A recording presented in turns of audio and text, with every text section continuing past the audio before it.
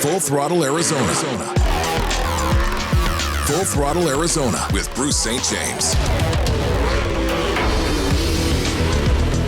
Hello and welcome to the inaugural episode of Full Throttle with Bruce St. James, where we're going to talk about racing, motorsports in the community all around Arizona, and then have some awesome guests that we get a chance to talk to, people that are making a difference in racing here in Arizona. Real quick, we'll recap what an amazing weekend we just had here out at Phoenix International Raceway, where my friend, my buddy, Kyle Larson won the NASCAR championship, and real excited for Kyle, his second out there, and a great weekend of racing. And just a couple weeks removed from the 58th annual Western World Championship that I got to compete in, if you will. We were good, not great. We were okay, 11th and 15th on the two nights, but we made the main events, and that was a bit of a chore with the amount of cars and the level of competition. So we did okay, but we have things to build on, right? Speaking of the Western world, speaking of dirt track racing, which is really my passion, we're joined today by an amazing guest and somebody who I credit with, if certainly not saving racing in Arizona, he has done an amazing job of building it, promoting it, and setting us up for the future. Please welcome Mr. Jerry Petty. Thank you, Bruce. Thanks for having me. Appreciate it. Petty Performance Racing. Anybody that watches racing around the country will notice the Avanti windows and doors logo everywhere, for goodness sakes. Yeah, on the dirt track side. Anyhow, and that is you. And I think it's important we kind of start with, we have some things in common, besides both being good looking. We both grew up in Tucson. I was born in Tucson. Yeah. I wasn't born there, but I spent some formative years. Yep. And we both love Manzanita Speedway, the old Manzanita. Oh, man. Yeah. You grew up at Manzanita. Yep. My dad took me there as a kid. I mean, I wasn't old enough to get in the pits. You know, I had to sit in the stands. And then I got to race at Manzanita, which I consider one of the highlights of my racing career. You know, it's crazy. As much as I love racing, I have never raced a car. You know, we could solve that. You know? No, it's never too late. They don't make them big enough. It's never too late, Jerry. Yeah. No, but you have a great connection to Manzanita Speedway, and it goes back to your family. Yeah, mom and dad were the timer and scorekeepers there from 1965 till 80-ish, I think. Wow. 1980, yeah. And, of course, in 65, I was 5 years old, so I was growing up there from 5 until I was 20. Spend every weekend at the racetrack. Every weekend, yeah, really, actually, every weekend at the racetrack. And Dad and Keith Hall became the best of friends, you know. And I mean, I'd go spend summers, weeks at a time at Keith Hall's house, and Corey and his son would come and stay at our house, and just normal. Yeah. Just growing up normal at Manzanita. Yeah, you know? Didn't know any different. I used to tell people I never knew what other folks did on Saturday night because I was at a racetrack. I was like, I don't know what happens around the world on Saturday nights. We'd have sleepovers in the press box. There you go. You win. You absolutely win. Again, Jerry Petty with us here. And, you know, I know that you were involved in racing early on. You got away from it for a while. You started some successful businesses. You've been amazing and built some great companies. And then you got back into it. But boy, when you got back into racing, you jumped in about up to here. Yeah. Is that fair to say? Very fair. I mean, when I got back, I tried some stuff with Cactus Jack Yaley, and Jack just wasn't ready to go full time, you know. And I knew we're not going to win races or get the best drivers unless we're full time, you know. So I decided to go full time and got some phone calls and landed, Kyle Cummins. But the one thing I knew was NOS was everywhere. I mean, NOS. You see the NOS on the side of cars, drinks, and you see banners everywhere. The NOS energy They do drink. asphalt, they do off-road, they do dirt. They're a great company, and I really respect them for how much they help auto racing. But I knew, I said, man, we got to be as big as NOS on the dirt side if we want to get the good drivers, because everybody wanted to be a NOS driver. Sure. And now everybody wants to be an Avanti driver, so I think we did our job. You absolutely did. Let me be the one to congratulate you on not only winning the USAC National Sprint Car Championship with Kyle Cummins, but also the USAC CRA Championship with the local boy, with RJ Johnson. Yeah, I'm You won two excited. championships this year. I know, year. it's kind of trying to be humble about it, but I want to jump up and down. It's it's kind of cool, you know. Let's talk a little bit about Central Arizona Raceway down at the Pinal County Fairgrounds in Casa Grande. And I know you have some partners and obviously the promoter Brad Whitfield involved. Why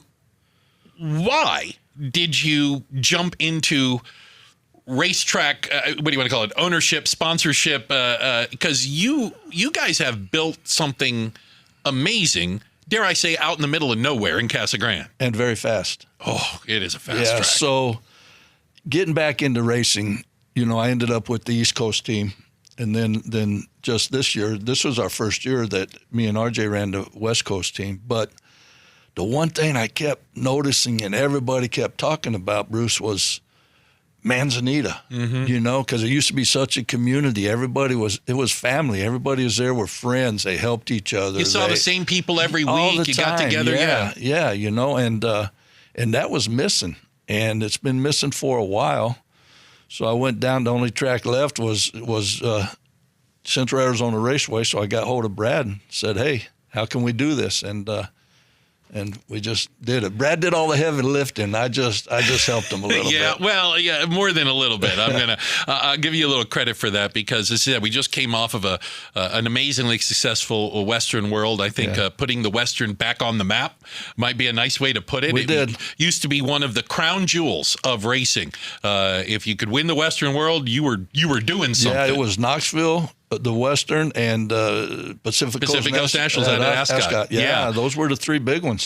What? So you've done all this, and I'm going to say that it seems like it's a bit altruistic. Like, is there a return on this investment, or is this also what are you trying to accomplish by building this gem of a racetrack? So I would love to. Would I love to get my investment back? Absolutely. But I had a talk with my wife before I went into it. I said, you know, this might be money that never comes back. I want to make racing real again in Arizona. It's something that everybody likes going to meet, family, friends, you know, a community, if you will. And after the Western, I think we might be okay. It might take a little bit of time, but we'll probably make some money. But going in, I didn't think. I had no idea. I just didn't know if it wasn't necessarily your motivation. It wasn't my motivation about making a dollar, because if I would have never got into it, if it was about a good investment. I mean, if I can say so, exactly. If I can say so, that's very different from a lot of other tracks, and I guess you'd say how their financial structure is, where they can't go and do something like that. And you know, I want to thank you. And acknowledge the fact that you have really created something special, and something special for the racers, the racing community, the fans, and people like you don't come along every day, Jerry. Well, thanks. Don't embarrass me, but I will tell you, I was shocked. I didn't realize what we had done until the high limit race was the first one to put us on the map, and then the Western.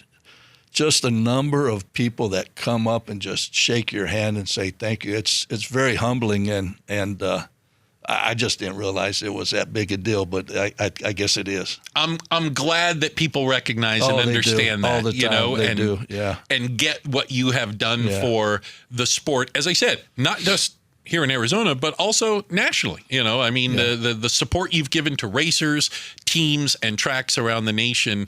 You are an angel investor, if ever there was one. Thanks. I got to tell one story about my wife, though. About your wife? Yeah, we were watching sprint cars on Flow one night and had 4 Avanti cars in the main. Four sponsored cars? Yeah, in the main. And she looks at me and she says, so, honey, tell me, will you still get excited about winning when every car on the track is yours? I didn't say nothing. You just keep your mouth shut at that point, right? You're not going to win that argument. Yeah, no. Again, we're sitting here with Jerry Petty Performance Racing, Avanti, that you see everywhere right now. If you're even remotely involved in dirt track, motorsports, anywhere around the country. Jerry, where do you see this going? What does the future look like for you? Let's start with it from a track, from Central Arizona Raceway. What is your vision for the future? Wow, so it's kind of exciting. bigger, better races. My first goal is to help Steve Dunn and the local Arizona 360 sprint cars get really solid and strong again. You know what I mean? Let's get the purse built up. How are we going to build the purse up? We got to put butts in the seats. Yep. Are you allowed to say butts on the radio? I don't know. We just did. Okay. You got to get people sitting in the grandstands, you know, and so everybody's got to help. I can't do it all by myself. Understood. You know, everybody that brings a car needs to bring 40 of their friends to come and watch the races, you know. That's my first goal, is to make the local 360 sprint car racing stronger.